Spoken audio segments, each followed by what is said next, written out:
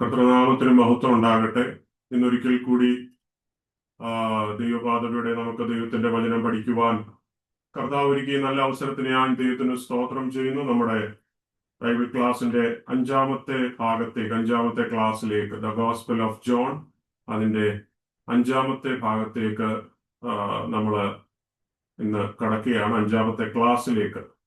എന്നാൽ നമ്മൾ രണ്ടാമത്തെ അധ്യായം മാത്രമേ ആയിട്ടുള്ളൂ. ഇന്ന് രണ്ടാമത്തെ അധ്യായം തുടങ്ങുന്നതേ ഉള്ളൂ. കഴിഞ്ഞ ക്ലാസ്സുകളൊക്കെ അനുഗ്രഹമായിരുന്നു എന്ന് ഞാൻ കരുതുന്നു. നിങ്ങൾക്ക് ഏത് സംശയവും എന്നോട് ചോദിക്കാവുന്നതാണ്.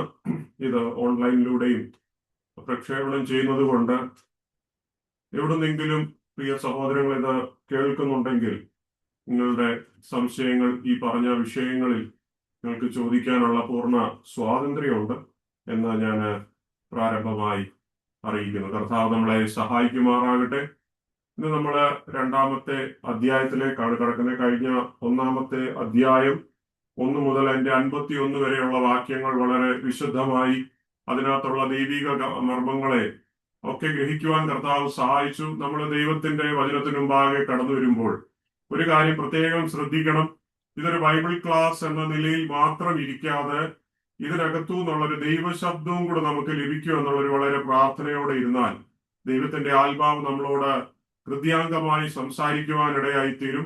പരിശുദ്ധാത്മാവിന്റെ വലിയ സ്പർശനം നമ്മളുടെ ഈ ക്ലാസ്സുകളിൽ ദൈനംദിനം ഉണ്ടാകുവാൻ കർത്താവ് സഹായിക്കട്ടെ. കർത്താവ് എന്നോട് ഇടപെടണമേ, എന്നോട് സംസാരിക്കണമേ എന്നുള്ള ആലോചനയോടെ നമുക്ക് ഈ ഒരു ദൈവവചന പഠനത്തിലേക്ക് വീണ്ടും കടക്കാൻ കർത്താവ് നമ്മളെ സഹായിക്കുമാറാകട്ടെ. ഇന്ന് നമ്മള് രണ്ടാമത്തെ അധ്യായത്തിലേക്ക് കടക്കുമ്പോൾ ഈ രണ്ടാമത്തെ അധ്യായം 1 മുതൽ 25 വരെയുള്ള വാക്യങ്ങളാണ് ഇതിനകത്ത് പറഞ്ഞിരിക്കുന്നത്. ആകെ 25 വാക്യങ്ങളുണ്ട്. അതിന്റെ ആദ്യത്തെ 2 ഭാഗമായിട്ടാണ് ഈ ഒരു അധ്യായം തിരിച്ചിരിക്കുന്നത്. 1 മുതൽ 12 വരെ.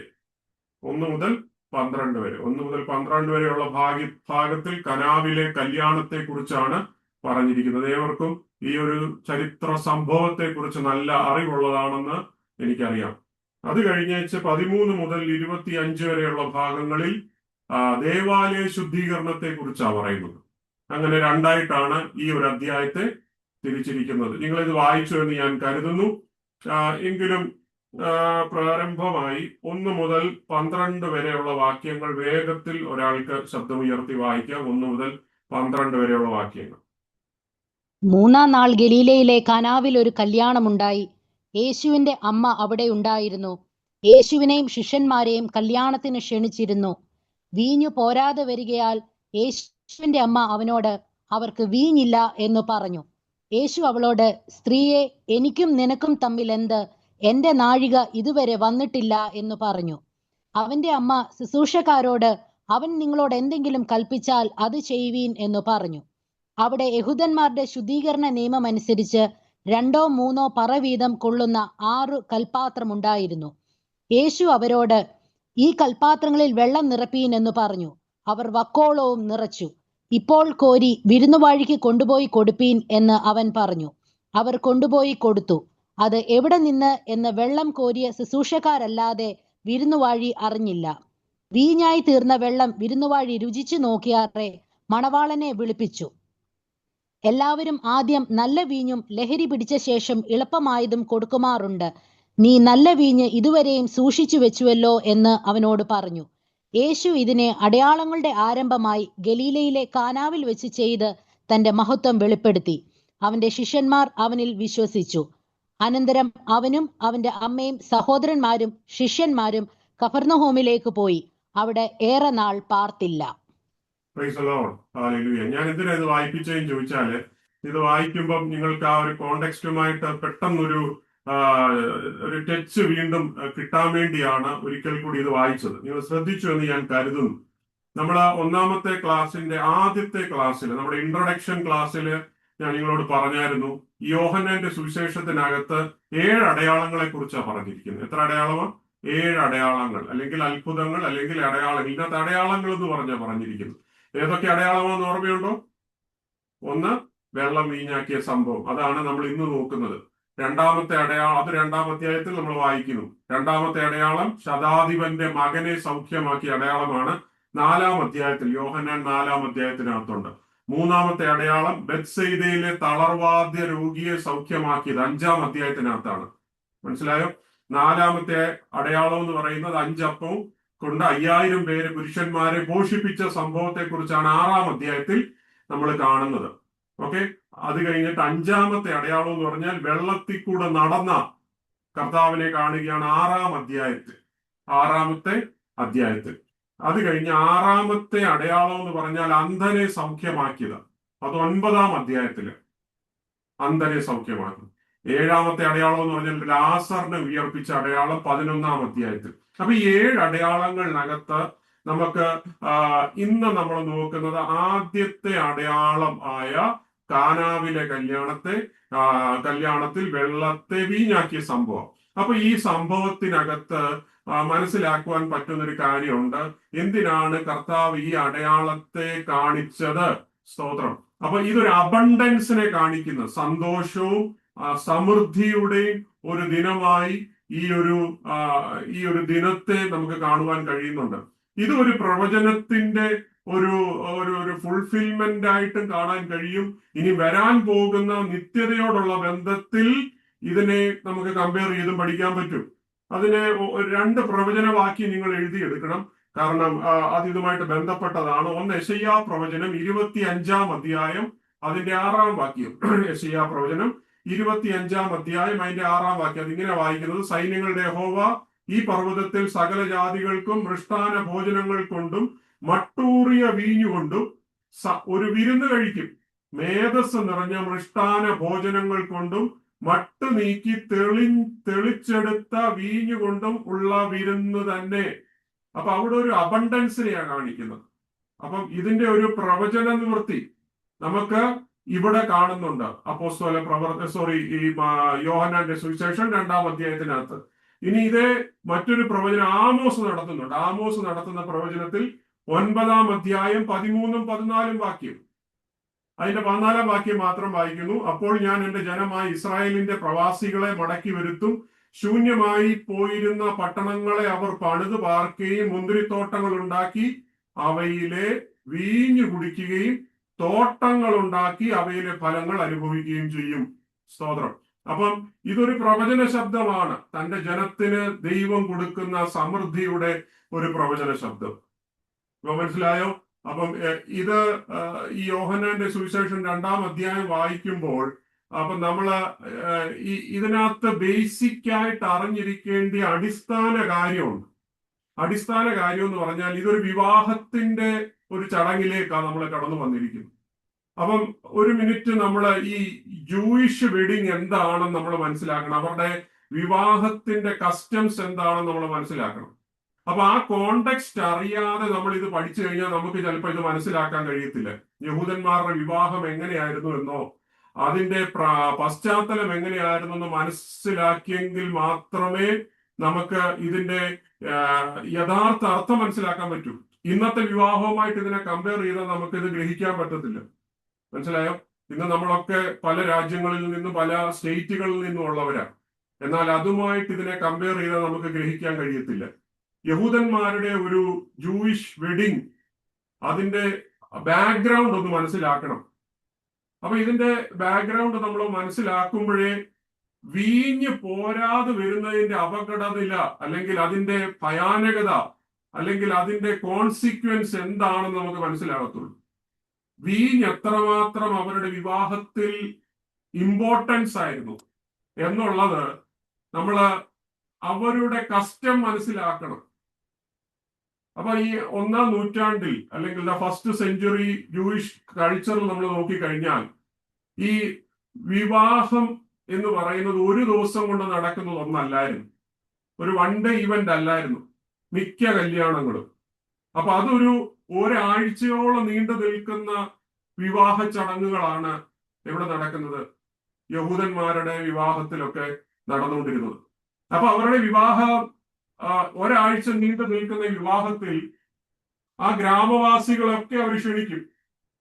അവരുടെ കുടുംബക്കാരെ ക്ഷണിക്കും, അവരുടെ വീട്ടുകാരെ ക്ഷണിക്കും, നാട്ടുകാരെ ക്ഷണിക്കും. അപ്പം ഈ ക്ഷണിക്കപ്പെടുന്ന ആൾക്കാർക്ക് പ്രോപ്പറായിട്ട് വേണ്ടുന്ന എല്ലാ കാര്യങ്ങളും ഒരുക്കി കൊടുക്കുക എന്നുള്ളത് ആ വീട്ടുകാരന്റെ ഉത്തരവാദിത്വമാണ്. സഫീഷ്യന്റ് ആയിട്ടുള്ള ഭക്ഷണം ഒരുക്കുക, സഫീഷ്യന്റ് ആയിട്ടുള്ള വീഞ്ഞ് അവർക്ക് ഏർപ്പെടുത്തുക എന്നുള്ളത് ആ എൻ്റയർ സെലിബ്രേഷന്റെ ഉത്തരവാദിത്വം വീട്ടുകാരുടെയാണ്. അപ്പം ഒരല്പം വീഞ്ഞ് കുറഞ്ഞു പോയാൽ അതൊരു ചെറിയ പിഴവായിട്ട് ആരും കാണാറില്ല. കാരണം വീഞ്ഞ് ആ ഒരു വിവാഹത്തിൽ അല്ലെങ്കിൽ യഹൂദന്മാരുടെ കസ്റ്റംസിൽ വീഞ്ഞിന് ഭയങ്കര പ്രാധാന്യതയായിരുന്നു. ഈവൻ ഭക്ഷണത്തെക്കാളും പ്രാധാന്യം വീഞ്ഞിനായിരുന്നു. അപ്പൊ അതുകൊണ്ട് ഈ വീഞ്ഞ് പോരാതെ വന്നാൽ, വീഞ്ഞിനൊരു ഷോർട്ടേജ് ഉണ്ടായാൽ അത് ഭയങ്കര സീരിയസ് ആയിട്ടൊരു സോഷ്യൽ ഡിസ്ഗ്രേസാ, സമൂഹത്തിൽ അവർക്കൊരു നാണക്കേടാണ്. എനിക്ക് ചില കല്യാണങ്ങളൊക്കെ കൂടിയ ഓർമ്മയുണ്ട്. ഈ നാട്ടിലൊക്കെ കൂടുമ്പോൾ ചില കല്യാണത്തിനകത്ത് പല ഭക്ഷണവും തികയാതെ വരാറുണ്ട്. അത് ചിലരുടെ കണക്കുകൂട്ടലുകൾ തെറ്റുന്നതായിരിക്കും, എന്നാലും ചിലര് മനഃപൂർവ്വം ഇച്ചിരി കാശിൽ പിശുക്കുള്ള ചില ടീമുകളുണ്ട്. അപ്പൊ അവര് 1000 പേരെ വിളിച്ചാല് ഒരു 850 പേർക്ക് മാത്രമേ ഭക്ഷണം ഓർഡർ ചെയ്യത്തുള്ളൂ. അപ്പൊ അവര് വിചാരിക്കുന്നത് 850 പേർക്ക് ഓർഡർ ചെയ്ത് കഴിഞ്ഞാല് അവര് ഇച്ചിരി കൂടുതൽ കൊണ്ടുവരുമല്ലോ, അത് വെച്ച് 1000 പേർക്ക് അങ്ങ് അഡ്ജസ്റ്റ് ചെയ്യാമെന്നൊക്കെ പറഞ്ഞങ്ങ് ചെയ്യുന്നവരുണ്ട്. അപ്പം ഈ കേറ്ററിംഗ് സർവീസുകാർ 850 പേർക്കുള്ളത് കരുതും, ചിലപ്പം കൂടി വന്ന ഒരു 50 പേർക്കൂടെ ഒക്കെ കാണും. പക്ഷെ എന്താ പറ്റുന്നത്, ഈ വന്ന ആൾക്കാർ ചിലപ്പം ചിലർ കൂടുതൽ ഭക്ഷണം കഴിച്ചവർ കാണും, അവസാനം തികയാതെ വരും. പിന്നെ സാമ്പാറിനകത്ത് കുറച്ച് വെള്ളമൊക്കെ ഒഴിച്ചൊക്കെ അഡ്ജസ്റ്റ് ചെയ്തൊക്കെ ഒപ്പിച്ച് പല പരിപാടിയൊക്കെ ഒപ്പിക്കുന്ന പല കല്യാണങ്ങളിലും എനിക്ക് സാക്ഷിയാകേണ്ടി വന്നിട്ടുണ്ട്. പക്ഷേ ഇത് കഴിയുമ്പോൾ സംഭവിക്കുന്ന ഒരു വിഷയമുണ്ട്. തമ്മിൽ കുറെ ബന്ധക്കാരും വീട്ടുകാരും ഒക്കെ ആകെ നാശകോശമാക്കി ആ വിവാഹത്തെ, ആ വീട്ടുകാരെ കുറിച്ച് പറയാത്തതൊന്നുമില്ല. പിന്നെ അല്ലെ, കളിയാക്കി നിന്ദിച്ച്, അല്ലെ, എന്തൊരു മനുഷ്യരായി ഒരു ആൾക്കാരെ വിളിച്ചു വരുത്തിയിട്ട് ഭക്ഷണം ഇല്ലാതായി.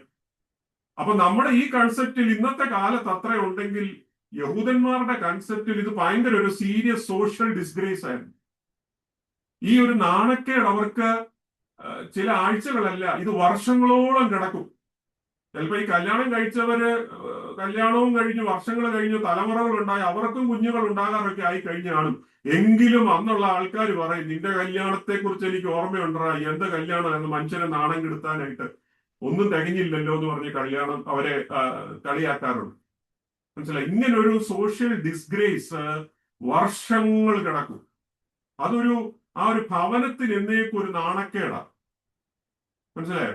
അപ്പൊ അതുകൊണ്ട് ഈ ഇവരുടെ ഈ വിവാഹ സെലിബ്രേഷന്റെ സെൻട്രൽ ഫുഡ് അല്ലെങ്കിൽ ഏറ്റവും മെയിൻ ആയിട്ടുള്ള ഹൈലൈറ്റ് എന്ന് പറയുന്ന വീഞ്ഞായിരുന്നു.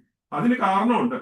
ഈ വീഞ്ഞിനെ അവര് സന്തോഷത്തിന്റെ സിമ്പിളായിട്ടാണ് കാണുന്നത്. It's A simple of Joy, simple of blessing, simple of abundance, സമൃദ്ധിയുടെ ഒരു ചിഹ്നമായി, അല്ലെങ്കിൽ അനുഗ്രഹത്തിന്റെ ഒരു ചിഹ്നമായി, സന്തോഷത്തിന്റെ ചിഹ്നമായി കാണുന്നത് കൊണ്ട് ഇതിന് കുറവ് വരാൻ പാടില്ല. മനസ്സിലായി? എക്സ്ട്രാ ഓർഡർ ചെയ്ത് വെക്കും എല്ലാ കല്യാണം ഭവനത്തിൽ, എല്ലാ ഭവനങ്ങളിലും. അപ്പൊ ഈ ചെറുക്കന്റെ വീട്ടുകാരുടെ ഉത്തരവാദിത്വമാണ് ഇനഫ് വൈൻ ഷുഡ് എന്താ ചെയ്യുക, to ensure that they have to stock the enough wine for the full celebration. ആ ഒരാഴ്ച നടക്കുന്ന വിവാഹത്തിന് സഫീഷ്യന്റ് ആയിട്ടുള്ള വീഞ്ഞ് നേരത്തെ അവർ കരുതി വെക്കും. സ്തോത്രം. മനസ്സിലായോ? അപ്പൊ അതുകൊണ്ട് ഇത് ഷോർട്ടേജ് വന്നു കഴിഞ്ഞാൽ ഒന്നെങ്കിൽ ഒരു ഫാമിലി ഇത് പ്ലാൻ ചെയ്തതിന്റെ ഒരു പോരായ്മയായിരിക്കാം, ഫൈനാൻസ് പ്ലാൻ ചെയ്തതിന്റെ പോരായ്മയായിരിക്കാം, റിസോഴ്സ് പ്ലാൻ ചെയ്തതിന്റെ പോരായ്മയായിരിക്കാം, അല്ലെങ്കിൽ ആ ഭവനത്തിന് ആതിഥേയത്വം ഇല്ലാത്തതായിരിക്കും, ഹോസ്പിറ്റാലിറ്റി മെന്റാലിറ്റി ഇല്ലാത്ത ഭവനമായിരിക്കും. ഈ ഒരു കൺസെപ്റ്റ് യഹൂദന്മാരുടെ വിവാഹത്തിൽ ഉണ്ടായിരുന്നു. മനസ്സിലായോ? അപ്പം ഇവിടെ ഒരു വീഞ്ഞ് കുറവ് വന്നു കഴിഞ്ഞാൽ അത് വർഷങ്ങളോളം നിൽക്കുന്ന നാണക്കേടാണ് ഭവനത്തിൽ. അത്ര സീരിയസ് ആണ്. നമ്മുടെ നാട്ടിലൊക്കെ ചിലപ്പം പറ്റിയ നമ്മൾ പറയോ അബദ്ധം പറ്റിപ്പോയി, അല്ലെങ്കിൽ എവിടെയോ ഒരു പിഴവ് പറ്റി, എൻ്റെ ഒരു വാക്കിൽ വന്ന മിസ്റ്റേക്കാ, ഞാൻ 850 പറയാൻ വന്നതാ, അബദ്ധത്തിൽ അത് 800 ആയിപ്പോയി. ഇങ്ങനെ ഒരു അയ്യോ എന്ന് പറയുന്ന ഒരു സോറി എന്ന് പറയുന്ന ഒരു വാക്ക് ഇവിടെ പറഞ്ഞാൽ യാതൊരു വിലപോകത്തിൽ ആരും അണ്ടർസ്റ്റാൻഡ് ചെയ്യത്തില്ല, മനസ്സിലാക്കത്തില്ല ആരും. ഇത് ഫാമിലി റെപ്യൂട്ടേഷനെ ബാധിക്കുന്ന ഒരു വിഷയമാണ്. അപ്പൊ നിങ്ങൾക്ക് മനസ്സിലായല്ലോ യഹൂദന്മാരുടെ വിവാഹത്തിന്റെ ആ ഒരു പശ്ചാത്തലം എന്താണെന്ന് മനസ്സിലായി. അതിന്റെ ഇമ്പോർട്ടൻസ് എന്തായിരുന്നു, ഒരു വീഞ്ഞിന് അവരുടെ വിവാഹത്തിനുണ്ടാകുന്ന ഇമ്പോർട്ടൻസ് എന്താന്ന് പറയാൻ വേണ്ടിയാണ് ഞാൻ ഇത്രയും പറഞ്ഞത്. ഇനി നമ്മൾ ഈ ഇന്നത്തെ ഭാഗത്തിന്റെ ആ ഒരു 11-ാമത്തെ വാക്യം ഒന്ന് ഹൈലൈറ്റ് ചെയ്യേണ്ട വാക്യമാണ്. 11-ാമത്തെ വാക്യം ഒന്ന് വായിക്കാം. അവിടെ എന്താ എഴുതിയിരിക്കുന്നത്? യേശു ഇതിനെ അടയാളങ്ങളുടെ ആരംഭമായി ഗലീലയിലെ കാനാവിൽ വെച്ച് ചെയ്ത് തന്റെ മഹത്വം വെളിപ്പെടുത്തി. അവന്റെ ശിഷ്യന്മാർ അവനിൽ വിശ്വസിച്ചു. അപ്പൊ ഇവിടെ നമ്മൾ നോക്കണം, ഇത് അടയാളങ്ങളുടെ ഒന്നാം ദിനത്തെ രേഖപ്പെടുത്തിയിരിക്കുന്നത്, അല്ലെങ്കിൽ അത്ഭുതത്തിന്റെ ഒന്നാമത്തെ ദിനം രേഖപ്പെടുത്തിയിരിക്കുക. സ്തോത്രം. നിങ്ങള് ഈ തിരുവെഴുത്ത് മുഴുവനും പരിശോധിച്ച് നോക്കിക്കേ, എവിടെയാണ് അത്ഭുതങ്ങളുടെ അവസാനത്തെ ദിനം എന്ന് പറയുന്ന ഒരു വാക്യം നിങ്ങൾക്ക് കാണിക്കാൻ പറ്റുമോ? ഇവിടെ എഴുതിയിട്ടുണ്ട്, യേശു ഇതിനെ അടയാളങ്ങളുടെ ആരംഭമായി ഗലീലയിലെ കാനാവിൽ വെച്ച് ചെയ്തു. ഇനി എവിടെയാണ് അടയാളങ്ങളുടെ അവസാനമായിട്ട് കർത്താവ് തന്റെ മഹത്വം വെളിപ്പെടുത്തി എന്ന് പറയുന്ന ഒരു വാക്യം എവിടെയെങ്കിലും ഉണ്ടോ? നിങ്ങൾക്ക് എങ്ങും കാണാൻ കഴിയത്തില്ല, എങ്ങും എഴുതിയിട്ടില്ല. അതിനൊരു കാരണമുണ്ട് പ്രിയപ്പെട്ടവരെ. കാരണം കർത്താവിന്റെ അത്ഭുതങ്ങൾ അന്നുകൊണ്ട് തീർന്നിട്ടില്ല. കർത്താവിന്റെ ഉയർത്തെഴുന്നേൽപ്പിന് ശേഷം, സ്വർഗാരോഹണത്തിന് ശേഷം ശിഷ്യന്മാർ അത് ചെയ്തു, ശിഷ്യന്മാരുടെ ശിഷ്യന്മാർ അത് ചെയ്തു. അത് കഴിഞ്ഞു വന്ന ആദ്യ നൂറ്റാണ്ടിലെ സഭയിലുള്ള വിശ്വാസികൾ ചെയ്തു.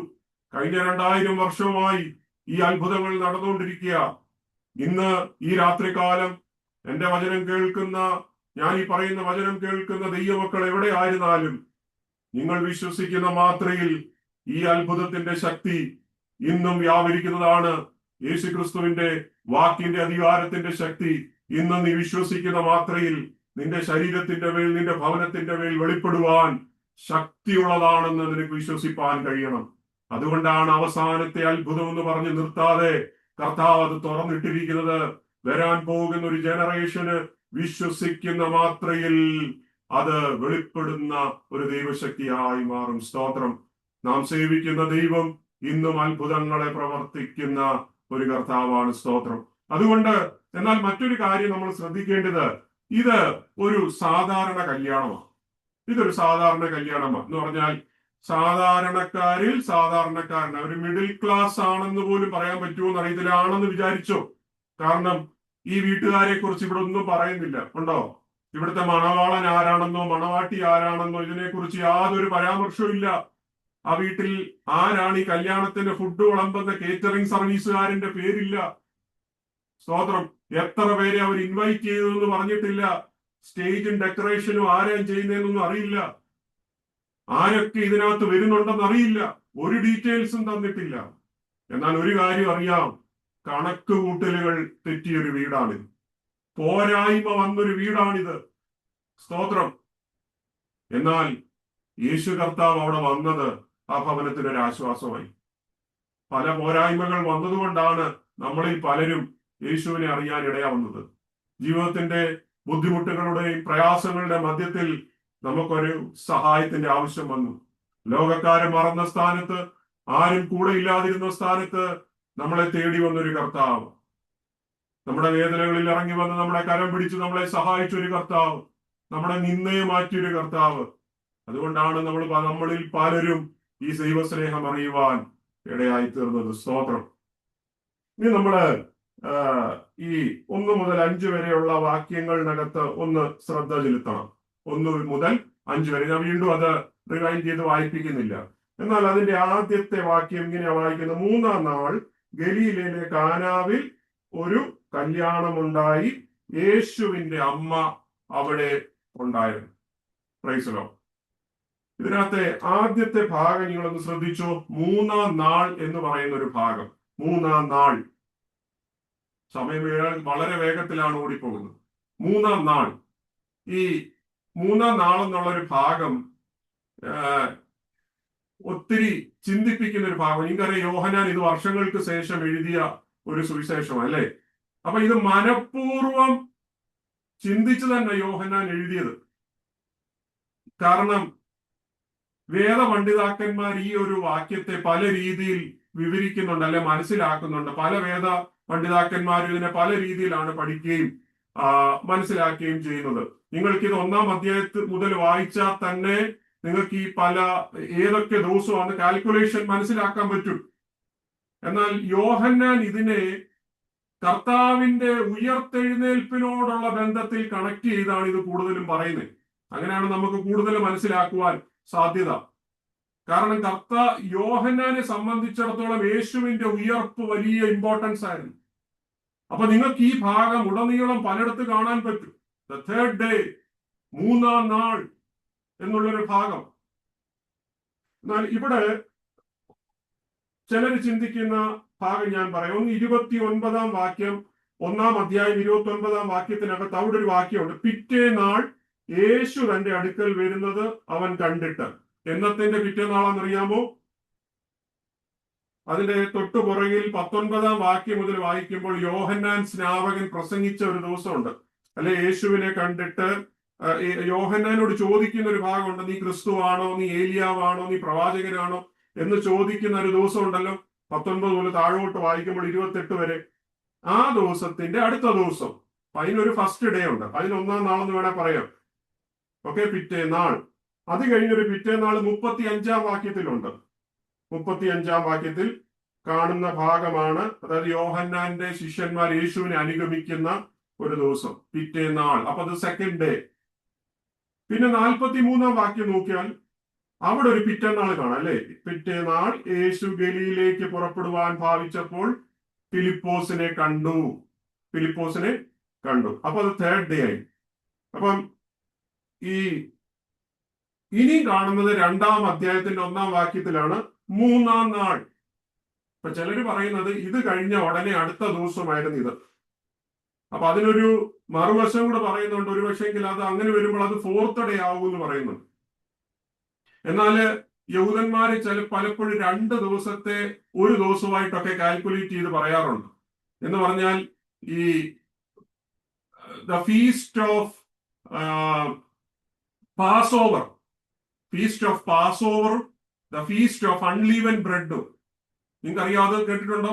പെസഹ പെരുന്നാളിന്റെ ദിവസവും പുളിപ്പില്ലാത്ത അപ്പത്തിന്റെ പെരുന്നാളിന്റെ ദിവസവും ഒരു ദിവസമായിട്ട് പറഞ്ഞിരിക്കുന്ന മറ്റു പല വേദഭാഗങ്ങളും ഉണ്ട്. അത് പിന്നീട് നിങ്ങൾ ആരെങ്കിലും ചോദിച്ചാല് ഞാനത് നിങ്ങൾക്ക് അത് പറഞ്ഞിരുന്നതായിരിക്കും. അപ്പോൾ ക്ലബ് ചെയ്ത് പറയുന്ന ഒരു രീതിയും യഹൂദന്മാരുടെ ഇടയിലുണ്ട്. അപ്പൊ അതുകൊണ്ട് ഈ ഗലീലയിലേക്ക് പോയത് 43-ാം വാക്യം പറയുന്ന ആ ഒരു ദിവസത്തിന്റെ അടുത്ത ദിവസമാണ് ഈ നടന്ന ഗലീലയിലെ കാനാവിലെ കല്യാണം എന്ന് ചിന്തിക്കുന്നവരുണ്ട്. എന്നാൽ അവിടുത്തെ ഒരു പ്രശ്നം, ഇത് നടക്കുന്നത് യഹൂദിയല്ല. എവിടെ? ആദ്യം യേശു യോഹന്നാനെ കാണുന്ന ഭാഗമൊക്കെ 43-ാം വാക്യമൊക്കെ യഹൂദയിലെ സംഭവങ്ങളാണ്. അവിടെ നിന്ന് ഗലീലയിലേക്ക് പോകണമെന്നുണ്ടെങ്കിൽ നല്ല ദൂരമുണ്ട്. അറൌണ്ട് 80 മൈൽസ്, 80 മൈല് താണ്ടി യാത്ര ചെയ്യണം. അപ്പൊ 80 മൈൽ താണ്ടി യാത്ര ചെയ്യണമെങ്കിൽ ഒരു ദിവസം 30 മൈല് യാത്ര ചെയ്തെങ്കിൽ മാത്രമേ സാധ്യമാകത്തുള്ളൂ. 30 മൈല്. അപ്പൊ അതുകൊണ്ട് മറ്റു ചിലര് പറയുന്നത് ഈ 43-ാം വാക്യത്തിൽ പറയുന്ന പിറ്റേനാൾ കഴിഞ്ഞൊരു 3 ദിവസം കൂടെ, ഡേ 1, ഡേ 2, ഡേ 3 കഴിഞ്ഞ് പിന്നെ ഒരു 3 ദിവസം, 4, 5, 6, 6-ാമത്തെ ദിവസമായിരിക്കാം യേശു ക്രിസ്തു ഈ ഗലീലയിലെ കാനാവിലെ കല്യാണത്തിന് വന്നേ എന്ന് പറയുന്നവരുമുണ്ട്. ഞാൻ ഇതിന്റെ ബാക്ക്ഗ്രൗണ്ട് പറയാൻ, അപ്പം മനസ്സിലാക്കാൻ വേണ്ടിയാണ്, ഈ 3-ാം നാളിന്റെ പല ചിന്തകൾ പറയാൻ വേണ്ടിയാണ് ഞാൻ ഇത്രയും വിവരിക്കുന്നത്. ഇനി യഹൂദന്മാരുടെ ഇടയിൽ മറ്റൊരു ചിന്തയും കൂടെ ഉണ്ട്. ഈ 3-ാം നാളെന്ന് പറയുന്നത് ചൊവ്വാഴ്ചയാണെന്നും പറയുന്നവരുണ്ട്, ട്യൂസ്ഡേ. അതെന്തുകൊണ്ടാണെന്ന് ചോദിച്ചാല് ട്യൂസ്ഡേ എന്ന് പറയുന്ന അവർക്കൊരു ലക്ക് ഡേ ആണ്. എന്ന് പറഞ്ഞാല് എന്താ പറയുക, ഭാഗ്യമുള്ള ദിവസം എന്ന് പറയത്തില്ലേ? അവർ ഈ ഭാഗ്യമുള്ള ദിവസം എന്ന് പറയാനൊരു കാര്യമുണ്ട്. ഉൽപ്പത്തി പുസ്തകം 1-ാം അധ്യായത്തിനകത്ത് 9 മുതൽ 12 വരെയുള്ള വാക്യങ്ങളിൽ നോക്കിയാല് ദൈവം തന്റെ 3-ാമത്തെ നാളിൽ സൃഷ്ടിച്ച സൃഷ്ടി വിവരം നിങ്ങൾക്ക് അവിടെ കാണാം. എന്ന് പറയുമ്പോൾ വെള്ളത്തെ 2ആയിട്ട് തിരിക്കുന്നു. ഒരു ഭാഗം സമുദ്രമാക്കുന്നു, ഒരു ഭാഗത്തെ ഉണങ്ങിയ നിലമാക്കി ഭൂമിയാക്കുന്നു. 3-ാം ദിവസത്തിലാണ് ഇതിനെ 2ആയിട്ട് തിരിക്കുന്നതും ഈ ഭൂമിയിലെ സസ്യലതാദികളും ഫലവൃക്ഷങ്ങളും ചെടികളും ഒക്കെ വരുന്ന ഈ 3-ാം ദിവസമാണ്. അത് മാത്രമല്ല, ഈ 3-ാം ദിവസമാണ് അവിടെ പറയുന്നത് ദൈവം നല്ലതെന്ന് കണ്ടു എന്ന് പറയുന്ന ആദ്യമായിട്ട് പറയുന്ന ഭാഗം 3-ാം ദിവസമാണ്. അപ്പൊ അതുകൊണ്ട് യഹൂദന്മാർ ഓട്ടോമാറ്റിക്കലി അവർ വിശ്വസിക്കുന്നത് അത് നടക്കുന്ന ചൊവ്വാഴ്ച, 3-ാം ദിവസം എന്ന് പറയുമ്പോൾ ചൊവ്വ, അത് പറഞ്ഞാൽ സാറ്റർഡേ കഴിഞ്ഞ് സാബത്ത് കഴിഞ്ഞുള്ള സൺഡേ, മൺഡേ, ട്യൂസ്ഡേ, 3-ാം ദിവസം. അപ്പൊ അതുകൊണ്ട് യഹൂദന്മാരുടെ ഇടയിൽ ട്യൂസ്ഡേ എന്ന് പറയുന്ന ഒരു ലക്കി ഡേ. അപ്പൊ അന്ന് പലരും പുതിയ ബിസിനസ്സുകൾ സ്റ്റാർട്ട് ചെയ്യുന്നത് ചൊവ്വാഴ്ചയായിരിക്കും.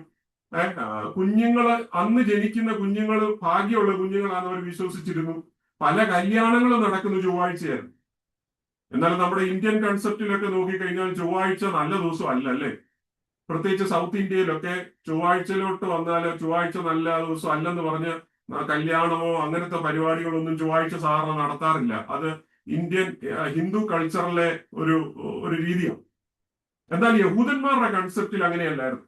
ചൊവ്വാഴ്ച ഒരു നല്ല ദിവസമായിട്ട് കരുതിയിരുന്നു. അപ്പൊ ഞാൻ എന്തിനാ ഇത് പറയാൻ വന്നത്, ഇങ്ങനെ ചില ചിന്തകൾ ഇതിന്റെ പുറകിലുണ്ട് ഈ 3-ാം നാളിന്. എന്നാൽ യോഹന്നാൻ ഇത് മനഃപൂർവമായിട്ട് പറഞ്ഞിരിക്കുക. കാരണം 3-ാം നാൾ യേശു കർത്താവിന്റെ ഒരു ഉയർപ്പുണ്ട്. അതിനൊരു ഷാഡോ ആയിട്ട്, നിഴലായിട്ട് ജനത്തെ മനസ്സിലാക്കാൻ വേണ്ടി 3-ാം നാളിനൊരു പ്രത്യേകതയുണ്ട് എന്ന് പറയാൻ വേണ്ടി യോഹന്നാൻ അറിഞ്ഞോ അറിയാതെയോ ദൈവത്തിന്റെ ആത്മാവ് അവനെ കൊണ്ട് അവിടെ എഴുതിപ്പിച്ചു എന്നുള്ളത്. സ്തോത്രം. 3-ാം നാളിന് വലിയൊരു പ്രത്യേകതയുണ്ട്. ഇവിടെ നോക്കിക്കഴിഞ്ഞാൽ അവിടെ കാണുന്നത് യേശുവിന്റെ അമ്മ അവിടെ ഉണ്ടായിരുന്നു. അപ്പൊ ഒരു പക്ഷെങ്കിൽ നമുക്ക് മനസ്സിലാക്കാൻ പറ്റുന്നത് യേശുവിന്റെ അമ്മയുടെ അടുത്ത റിലേറ്റീവ് ആയിരിക്കാം ഈ വീട്ടുകാർ. അപ്പൊ നമ്മള് ഒരു വീട്ടിൽ ഉണ്ടായിരുന്നു എന്ന് പറയുമ്പോൾ ഒബിയസ്ലി നമ്മുടെ സ്വന്തക്കാരുടെ വിവാഹമൊക്കെ ആണെങ്കിലായിരിക്കും നമ്മൾ ഒരു പക്ഷെ തലേന്ന് പോയി നിൽക്കുകയോ 2 ദിവസം മുന്നേ പോയി ആ വീട്ടിൽ നിൽക്കുകയോ അവിടുത്തെ കാര്യങ്ങളൊക്കെ ചെയ്യുന്നത്. അല്ലെങ്കിൽ സാധാരണ കല്യാണത്തിന്റെ മെയിൻ സമയമൊക്കെ ആകുമ്പോഴേ സാധാരണ പോകാറുള്ളൂ, അല്ലേ? ചിലര് കഴിക്കുന്ന സമയത്ത് എത്താറുള്ളൂ. എന്നാൽ യേശുവിന്റെ അമ്മ അവിടെ നേരത്തെ ഉണ്ടായിരുന്നു. എന്നാൽ യേശു അവിടെ ഇല്ലായിരുന്നു. യേശുവിനെയും, 2-ാം വാക്യം നിങ്ങൾ ശ്രദ്ധിച്ചോ, യേശുവിനെയും ശിഷ്യന്മാരെയും കല്യാണത്തിന് ക്ഷണിച്ചിരുന്നു. അതെന്തുകൊണ്ടായിരിക്കും യേശുവിനെ ക്ഷണിച്ചത്? കാരണം യേശുവിന്റെ ഇപ്പം താമസം വീട്ടിലല്ല. യേശുവിന്റെ താമസം വീട്ടിലല്ല. യേശു ശുശ്രൂഷയോടുള്ള ബന്ധത്തിൽ ഇറങ്ങി. നമുക്കത് 1:39 നിങ്ങൾക്കറിയാം. ഈ യോഹന്നാന്റെ ശിഷ്യന്മാർ യേശുവിനെ അനുഗമിക്കുന്നത്, അന്ത്രയോസൊക്കെ അനുഗമിച്ചപ്പോൾ അവര് ചോദിച്ചത്, റബി നീ എവിടെ പാർക്കുന്നെന്ന് ഞങ്ങൾ അറിയണം. യേശു എന്താ പറഞ്ഞത്? വന്ന് കാണുക എന്ന് പറഞ്ഞാൽ എനിക്ക് പറയത്തക്ക പ്രത്യേകിച്ച് ഒരു അഡ്രസ് ഇല്ല. ഞാൻ എവിടെയാണോ ശുശ്രൂഷിക്കാൻ പോകുന്നത് അവിടെ ആയിരിക്കും ചിലപ്പോൾ അന്തി ഉറങ്ങുന്നത്. അതുകൊണ്ട് വന്ന് കാണുക. അപ്പൊ യേശു കർത്താവ് ഇപ്പോൾ വീട്ടിലല്ല നിൽക്കുന്നത്. യേശുവിനെ ശിഷ്യന്മാരെ ക്ഷണിച്ചിരുന്നു എന്നാണ് നമ്മൾ ഇവിടെ കാണുന്നത്. സ്തോത്രം. ഇവിടെ നമ്മൾ മനസ്സിലാക്കേണ്ട ഒരു കാര്യം, ഒരു പോരായ്മയുള്ള ഒരു മനുഷ്യ ജീവിതത്തെയാണ് നമ്മൾ ഇവിടെ കാണുന്നത്. അല്ലെ, ഈ വിവാഹത്തിലേക്ക് വരുമ്പോൾ എന്തുകൊണ്ടായിരിക്കും ഈ പോരായ്മ വന്നത്? പോരായ്മ വരാൻ 2 കാരണങ്ങളുണ്ട്. ഒന്ന്, അത് ദൈവം അനുവദിച്ചതായിരിക്കാം. എന്ന് പറഞ്ഞാൽ മനുഷ്യൻ എത്ര കണക്ക് കൂട്ടിയാലും അത് തെറ്റാൻ സാധ്യതയുണ്ടെന്ന് വെളിപ്പെടുത്തുന്ന ഒരു ചിത്രമാണ് വിവാഹം. വിവാഹത്തെക്കുറിച്ച് പലരും വലിയ പ്ലാനുകൾ നടത്തും. പക്ഷെ ചിന്തിക്കുന്നത് പോലെയല്ല കാര്യങ്ങൾ നടക്കുന്നത്. ഭാവിയെക്കുറിച്ച് പല കണക്കുകൂട്ടലുകളും നമ്മൾ നടത്തും. പക്ഷെ അതുപോലെ ആയിരിക്കത്തില്ല പലപ്പോഴും നടക്കുന്നത്. തലമുറകളെ കുറിച്ച് പലതും നമ്മൾ പ്ലാൻ ചെയ്ത് വെക്കും. ചിന്തിക്കുന്ന പോലെ ചിലപ്പോൾ നടക്കത്തില്ല. ഗൾഫിൽ വന്നിട്ട് നമ്മളൊരു നല്ലൊരു വീട് വെക്കാൻ വേണ്ടി എല്ലാം പ്ലാൻ ചെയ്യുന്ന ഇത്ര ദിവസം, ഇത്ര വർഷങ്ങൾ കഴിഞ്ഞ് ഞാനൊരു വീട് വെക്കും. ഉദ്ദേശിക്കുന്ന പോലെ ചിലപ്പോൾ നടക്കത്തില്ല. നമ്മളുടെ ആരോഗ്യവും അങ്ങനെയൊക്കെ തന്നെയാണ്. കണക്കുകൂട്ടലുകൾ തെറ്റുന്ന ഒരു മനുഷ്യരാണെന്ന് മനസ്സിലാക്കാൻ വേണ്ടി ഒരു ചിത്രമാണ് നമുക്കിവിടെ കാണുന്നത്.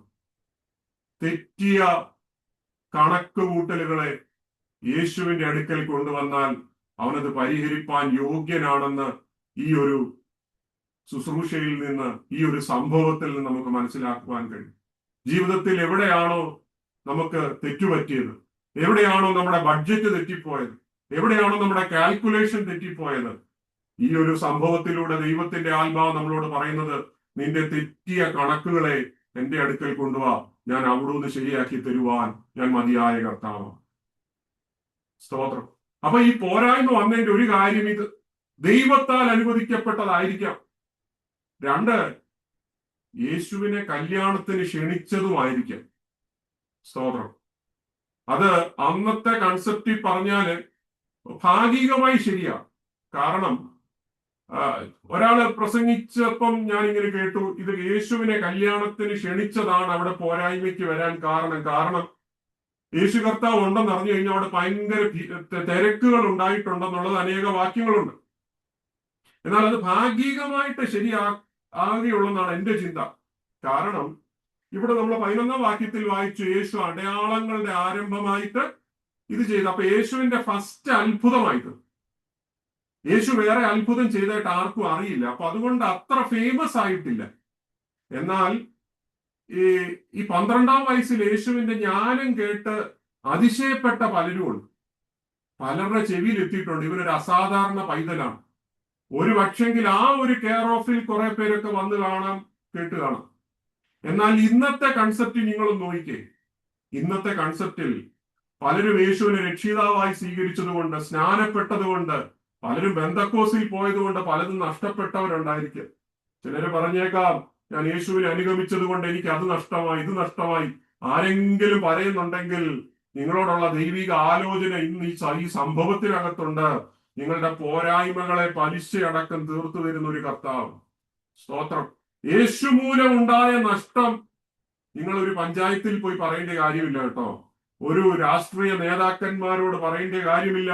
അത് യേശുവിന്റെ അടുക്ക തന്നെ പറഞ്ഞാൽ മതി. സ്തോത്രം. നമ്മൾ പാടുന്നുണ്ടല്ലോ, അവൻ ആർക്കും കടക്കാരനല്ല, അവൻ ആർക്കും ബാധ്യതയല്ല. സ്തോത്രം. അവൻ ഈ ഭൂമിയിൽ വെച്ച് തന്നെ നിനക്ക് വന്ന നഷ്ടം പലിശ അടക്കം തരുന്ന ഒരു കർത്താവ്. സ്തോത്രം. അതാണ് നമ്മൾ ഈ സംഭവത്തിൽ നിന്ന് മനസ്സിലാക്കുന്നത്. ഇനി നമ്മള് അതിന്റെ പ്രധാനപ്പെട്ട അടുത്ത ഭാഗത്തേക്ക് നമ്മൾ ശ്രദ്ധ ചെലുത്തണം. 3-ാം വാക്യം അവിടെ ഇങ്ങനെ വായിക്കുന്നത്, വീഞ്ഞ് പോരാതെ വരികയാൽ യേശുവിന്റെ അമ്മ അവനോട്, അവർക്ക് വീഞ്ഞ് ഇല്ല എന്ന് പറഞ്ഞു. ഇനി മറിയയുടെ ഇടപെടലുണ്ട്. വിശുദ്ധ അമ്മ, ആ മറിയൊക്കെ പലരും ഈ ബന്ധക്കോസുകാരോടുള്ള ആക്ഷേപം പറയുന്ന ബന്ധക്കോസുകാരെ മറിയെ കളിയാക്കുന്നെന്ന്. സത്യത്തിൽ ഏറ്റവും കൂടുതൽ മാനിക്കുന്നത് ബന്ധക്കോസുകാർ തന്നെയാണ് വിശുദ്ധ മറിയെ. സ്തോത്രം. കാരണം ഈ മാനവകുലത്തിൽ ഏറ്റവും ഭക്തിയോട് ജീവിച്ച്, മാന്യമായി ജീവിച്ച്, ആദർശമുള്ള ഒരു സ്ത്രീയായി ജീവിച്ച് ഒരു മാന്യ സ്ത്രീയാണ് മറിയ. ഒരിക്കലും മധ്യസ്ഥതയാക്കുന്നത് ദൈവവചനപ്രകാരം യോഗ്യമല്ല. കാരണം തിരുവെഴുത്തിൽ പ്രകാരം തിമോത്തിയോസ് പറയുന്ന പോലെ ദൈവത്തിനും മനുഷ്യർക്കും മധ്യസ്ഥൻ ഒരുവൻ, യേശു കർത്താവ് മാത്രം. സ്തോത്രം. അപ്പൊ മധ്യസ്ഥതയാക്കിയാലാണ് നാണക്കേട്. എന്നാൽ ദൈവജനത്തിനറിയാം, മനുഷ്യകുലത്തിൽ ഏറ്റവും മാന്യമായ ഒരു സ്ത്രീയായിരുന്നു വിശുദ്ധ മറിയ എന്ന് പറയുന്നു. ഇവിടെ ഈ പ്രശ്നം ഉണ്ടായപ്പോൾ യേശുവിനെ ആദ്യം അവെയർ ചെയ്തത് ഈ അമ്മയായ മറിയയായിരുന്നു. അവിടെ എന്താ പറയുന്നത്? അമ്മ അവനോട് പറയുകയാണ്, അവർക്ക് വീഞ്ഞില്ല. നിങ്ങൾ ഈ സ്റ്റേറ്റ്മെന്റ് ശ്രദ്ധിച്ചോ? ഇവിടെ മറിയ ഒരിക്കലും യേശുവിന് ഇൻസ്ട്രക്ഷൻ കൊടുക്കുന്നില്ല, നിർദ്ദേശങ്ങളൊന്നും കൊടുക്കുന്നുണ്ടോ? ഇതെങ്ങനെ കാര്യങ്ങൾ പരിഹരിക്കാമെന്ന് പറയുന്ന നിർദ്ദേശങ്ങളൊന്നും കൊടുക്കുന്നില്ല.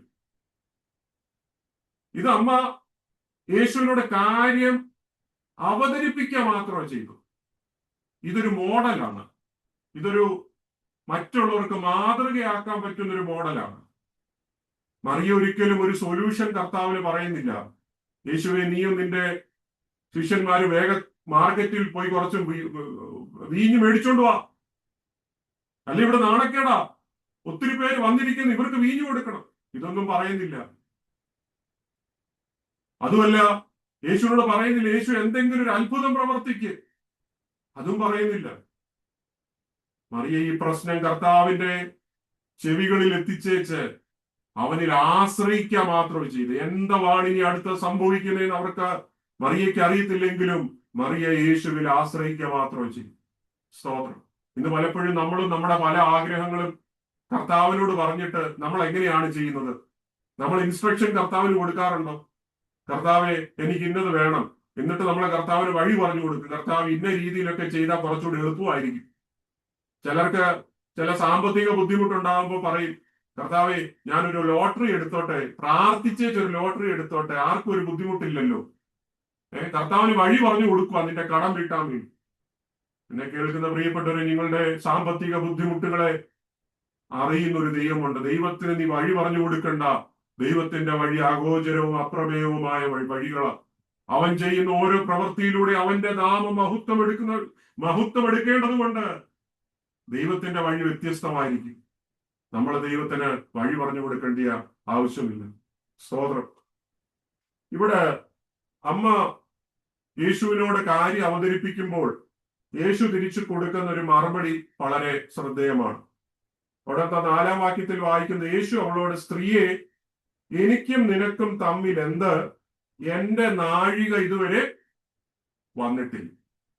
ഇത് കേൾക്കുമ്പോൾ നമ്മൾ ഓർക്കും, എന്താ കർത്താവ് ഇങ്ങനെ സംസാരിച്ച്?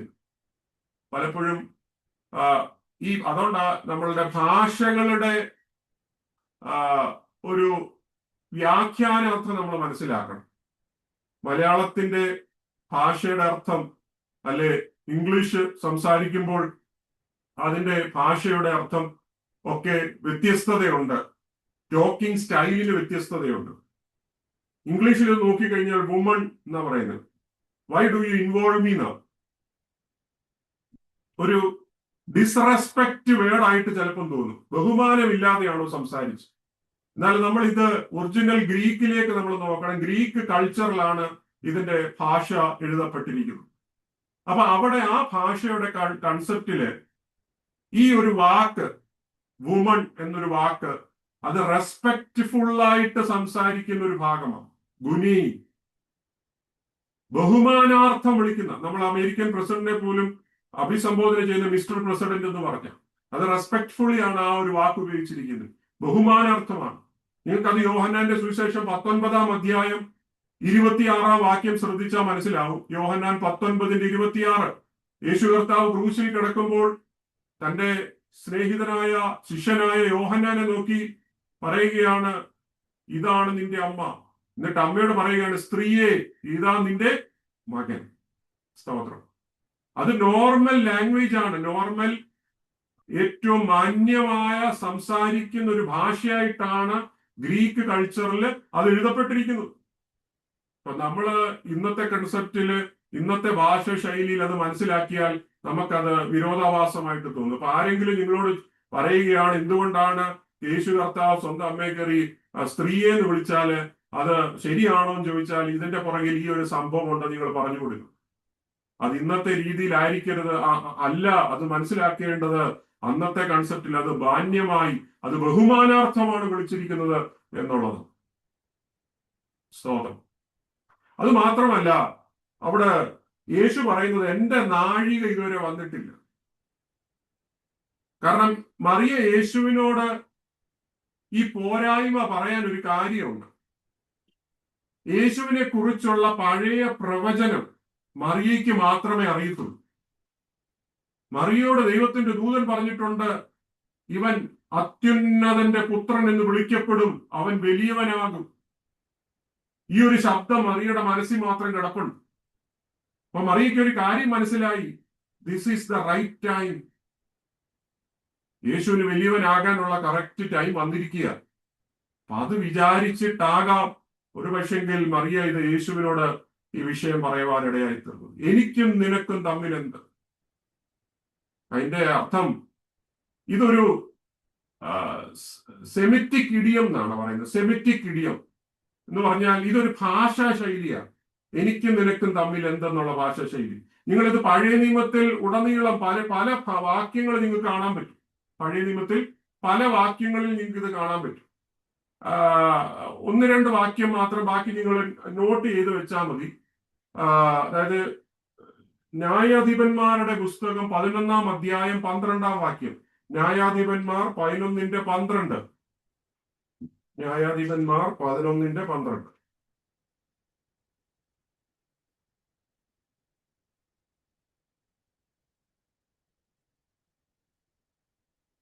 അവിടെ ഇങ്ങനെ എഴുതിയിരിക്കുന്ന, അനന്തരം ഇത്താഹ് അമോന്യരുടെ രാജാവിന്റെ അടുക്കൽ ദൂതന്മാരെ അയച്ചു, നീ എന്നോട് യുദ്ധം ചെയ്യുവാൻ എന്റെ ദേശത്ത് വരേണ്ടതിന് എന്നോട് നിനക്കെന്ത് കാര്യം? എന്നോട് നിനക്ക് എന്ന് പറഞ്ഞാൽ നീ എന്തിനാണ് എന്നെ ഇന്റർഫിയർ ചെയ്യുന്നതെന്നാണ് ഇഫ്താഹ് അമ്നോനോട് പറയുന്നത്. നീ എന്നെ എന്തിന് ഇന്റർഫിയർ ചെയ്യുന്നു? Why are you interfering with me? ഇത് തന്നെ മറ്റൊരു ഭാഗം നിങ്ങൾ നോക്കണം. 1 രാജാക്കന്മാര് 17-ാം അധ്യായം 18-ാം വാക്യം. 1 രാജാക്കന്മാര് 17-ാം അധ്യായം 18-ാം വാക്യം, അതും ശ്രദ്ധിക്കണം. അപ്പോൾ അവൾ ഏലിയാവിനോട്, അയ്യോ ദൈവപുരുഷനെ, എനിക്കും നിനക്കും തമ്മിൽ എന്ത്? എന്റെ പാപം ഓർപ്പിക്കേണ്ടതിനും എന്റെ മകനെ കൊല്ലേണ്ടതിനുമാകുന്നു നീ എന്റെ അടുക്കൽ വന്നത് എന്ന് പറഞ്ഞു. 1 Kings chapter 17 verse 18. എന്ന് പറഞ്ഞാൽ എന്താണ്? ആ സ്ത്രീ സാരാഫത്തിലെ വിധവ, സാരാഫത്തിലെ വിധവ എലീശയോട് പറയുന്നത് എന്താ? ഏലിയാനോട് പറയുകയാണ്, എന്താ പറഞ്ഞത്? നീ എന്തിനാണ് എന്റെ ജീവിതത്തിൽ ഇങ്ങനെ കടന്നു വന്നേന്ന എന്ന് പറഞ്ഞാൽ, അവൾ ഇത്രയും നാളും വലിയ കുഴപ്പമൊന്നും ഇല്ലായിരുന്നു, നീ എന്റെ ലൈഫിൽ എന്തിനാ ഇങ്ങനെ ഇന്റർഫിയർ ചെയ്തത്? അതുകൊണ്ടല്ലേ ഈ കുഞ്ഞ് മരിച്ചു പോയത്. മനസ്സിലായോ? ഇനി നിങ്ങൾ 2 രാജാക്കന്മാർ 3:13, 2 രാജാക്കന്മാർ 3:13 ഏലീശ ഇസ്രായേൽ രാജാവിനോട് പറയുന്ന ഒരു ഭാഗം അവിടെ പറയുന്നുണ്ട്. ഞാൻ ഇത് വായിക്കാൻ സമയമെടുക്കുന്നില്ല.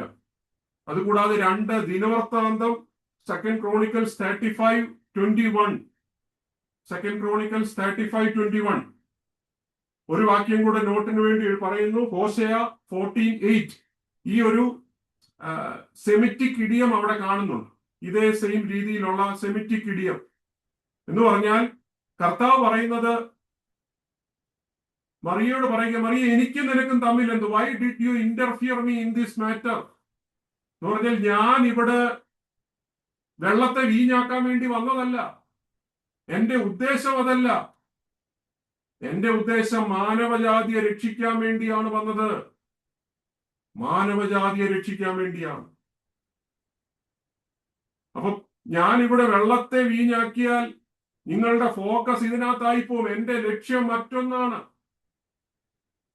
ഇന്നിപ്പോ ഞാൻ വെള്ളം വീഞ്ഞാക്കിയെന്ന് വിചാരിച്ചു, നാളെ വേറൊരാളുടെ, ഇന്നിപ്പോ അമ്മയുടെ അനിയത്തിയുടെ മോന്റെ കല്യാണത്തിനാണെങ്കിൽ നാളെ അമ്മയുടെ ചേട്ടത്തിയുടെ മോന്റെ വിവാഹത്തിന് വരുമ്പോൾ അവിടെ ചിലപ്പോൾ ഇറച്ചിയായിരിക്കും തീരുന്നത്.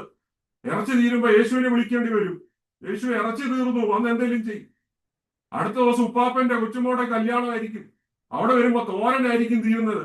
അപ്പൊ തോരൻ തീരുമ്പോ യേശുവിനെ വിളിക്കും. യേശു തോരൻ തീർന്നു, വന്ന് എന്തെങ്കിലും ചെയ്യും. കർത്താവ് പറയുന്നത്, why did you interfere me? നീ എന്തിനാ എന്നെ ഇതുപോലത്തെ കാര്യത്തിൽ വിളിക്കുന്നത്? സ്തോത്രം. കർത്താവ് അത്ഭുതം ചെയ്യത്തില്ലെന്നല്ല അതിന്റെ അർത്ഥം. എന്റെ ലക്ഷ്യം ഇതല്ല. മനസ്സിലായോ? ഞാൻ ഈ ഉദ്ദേശത്തിന് വേണ്ടിയല്ല വന്നത്.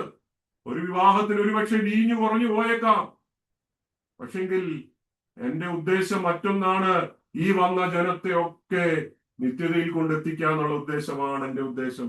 എന്നിട്ട് പറയുന്ന മറ്റൊരു പ്രധാനപ്പെട്ട ഭാഗമാണ്, എന്റെ നാഴിക ഇതുവരെയും വന്നിട്ടില്ല. My hour has not yet come.